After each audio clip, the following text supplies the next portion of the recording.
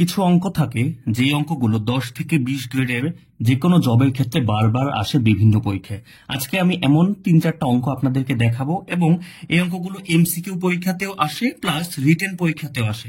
তো আমি আপনাদেরকে আজকে দেখাবো মেইনলি যে রিটেন পরীক্ষায় আসলে অঙ্কটা কিভাবে দিতে হবে এবং এমসিকিউতে আসলে যে রিটেনের মতো সম্পূর্ণ অঙ্ক করে সময় নষ্ট না করে যেন এমসিকিউতে কোনো কৌশলের মাধ্যমে শর্টকাটে 1-2 সেকেন্ডের মধ্যে আপনি যেন অঙ্কটা সমাধান করে টিক চিহ্ন দিয়ে আসতে পারেন, সেই কৌশলগুলো আজকে শেখাবো এই ভিডিওতে। তো এই অঙ্কগুলো দেখুন, এখানে বলেছে ফলের দোকান থেকে 180টি আম কিনে দেখা গেল 9টি আম পচা। অর্থাৎ মনে করেন আপনি এখানে একটা দোকান থেকে 180টা আম কিনলেন। হ্যাঁ, 180টা আম কিনলেন, এর মধ্যে দেখা গেল যে 9টাই হলো পচা, 9টা আম কি গেল? পচা গেল। আচ্ছা, তাহলে শতকরা ভালো আম কয়টা? যদি বলতো যে ভালো আম কয়টা, তাহলে 180টার মধ্যে 9টা পচা, তাহলে 180 থেকে 9 মাইনাস করে ভালো আম 171টা, এটা আমরা নির্ণয় করতে পারতাম। কিন্তু সমস্যাটা কোথায় হলো? এখানে বলেছে শতকরা ভালো আম কয়টা। তো শতকরা দিয়ে যদি প্রশ্ন করে তাহলে এইভাবে কিন্তু দেওয়া যাবে না। তাহলে আমরা কিভাবে লিখবো সেটাই এখন দেখি।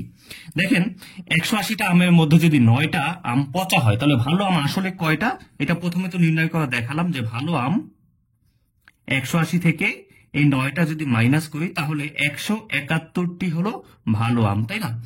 এখন যখনই শতকরা হবে, শতকরা মানে কি? পার্সেন্ট, হ্যাঁ, অথবা 100। শতকরা মানে কি? পার্সেন্ট বা 100। তার মানে 100টার মধ্যে কয়টা আম ভালো? যেমন 180টার মধ্যে 171টা ভালো, ঠিক আছে, কিন্তু 100টার মধ্যে কয়টা ভালো সেটা হলো প্রশ্ন চেয়েছে। তো এটা আমরা করবো কিভাবে?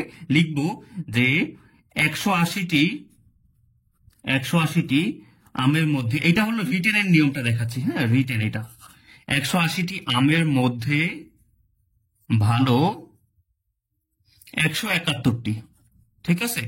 সুতরাং একটি আমের মধ্যে ভালো, দেখেন 180টা আমের মধ্যে যদি 171টা ভালো হয়, একটা আমের মধ্যে আরো ভালো হবে কম, কম হলে ভাগ, হ্যাঁ, উপরে 171 নিচে হলো 180।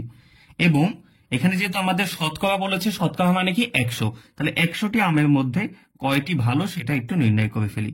171, 180 তো ছিলই, আর এই যে 100, এটা গুণ দিয়ে দিবেন, জাস্ট গুণ দিয়ে কাটাকাটি করবো এখন। হ্যাঁ, যেমন এইখানে 0 এবং 0 কেটে দিলাম। এরপরে কাটাকাটি করব 2 দিয়ে, যেমন 9 দুগুণে 18, 5 দুগুণে 10, 9 17-এর মধ্যে যায়, 9 একে 9, একবার থাকে 8, 8 আর 1 81, 9 নং 81। অর্থাৎ আপনি যদি এইভাবে না পারেন 171 দিয়ে 9কে ভাগ দিবেন, দেখবেন যে রেজাল্ট 81 আসবে। রেজাল্ট কত আসছে? 19 আসবে, দেখবেন রেজাল্ট 19 আসছে, ঠিক আছে। তো এই 19 এবং 5 যদি গুণ করেন হবে 95। তাহলে টোটাল যদি 100টার মধ্যে ভালো হয় 95টা, হ্যাঁ, তাহলে আমাদের অ্যান্সার হলো 95%। 95%। কেন পার্সেন্ট হলো? কারণ শতকরা চেয়েছে, শতকরা চাইলে অ্যান্সারটা পার্সেন্টে লিখতে হয়। এখন আসি যে এই যে অঙ্কটা, এটা লিখিত নিয়মে করলাম। লিখিততে আসলে এইখান থেকে শুরু করে এই পর্যন্ত সম্পূর্ণটা দিতে হবে। কিন্তু এমসিকিউতে কি এত সময় নষ্ট করার মতো সময় আছে? নাই। এমসিকিউতে এটা কিভাবে করব?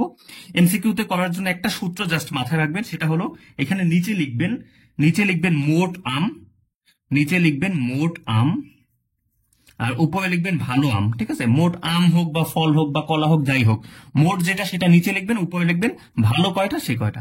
এরপর জাস্ট 100 দিয়ে গুণ দিয়ে দিবেন, ঠিক আছে।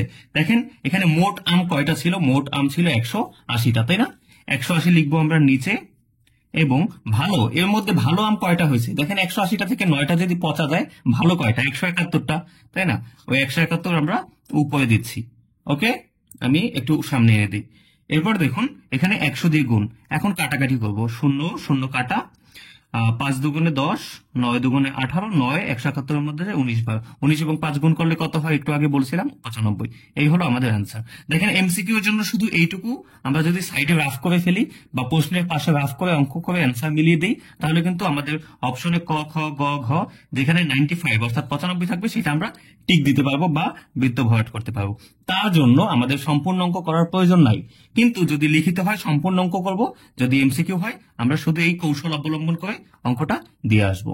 এই কৌশলে এখানে আমের জায়গায় অন্য যে কোনো কিছুই থাকুক না কেন বা যে রকম ভাবেই এই নিয়মের অঙ্ক যদি শতকরার অঙ্ক আসে, আপনি এই কৌশল অবলম্বন করে এমসিকিউ করতে পারবেন এবং লিখিতের জন্য এই বেসিক থেকে এই নিয়মটাই শিখবেন। চলুন এখন পরবর্তী অঙ্কটা দেখি।